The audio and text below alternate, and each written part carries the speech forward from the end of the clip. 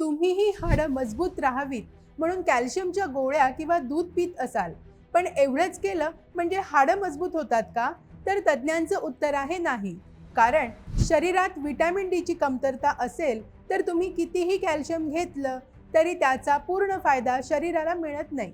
म्हणूनच हाडं मजबूत ठेवण्यासाठी फक्त कॅल्शियम नाही तर संतुलित आहार, पुरेसे व्हिटॅमिन डी आणि नियमित व्यायामही तितकाच आवश्यक आहे. दूध, दही, पनीर, ताक, तीळ, नाचणी आणि हिरव्या पालेभाज्या यांचा आहारात समावेश करा. तसेच रोज काही वेळ सकाळच्या कोवळ्या उन्हात फिरण्याचा प्रयत्न करा.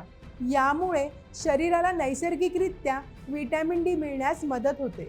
याशिवाय रोज चालणं, जिने चढणं, हलका व्यायाम किंवा ताकद वाढवणारे व्यायाम केल्याने हाडं अधिक मजबूत राहतात. विशेषतः महिलांनी आणि वाढत्या वयातील व्यक्तींनी हाडांच्या आरोग्याकडे दुर्लक्ष करू नये. तसेच डॉक्टरांचा सल्ला न घेता कॅल्शियम किंवा व्हिटॅमिन डीच्या गोळ्या स्वतःहून सुरू करू नका.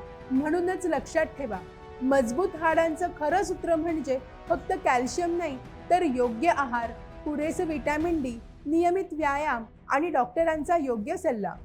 आजपासूनच या सवयी अंगीकारल्या तर भविष्यात ऑस्टिओपोरोसिस आणि हाडं ठिसूळ होण्याचा धोका मोठ्या प्रमाणात कमी होऊ शकतो. तुम्ही हाडं मजबूत ठेवण्यासाठी काय करता?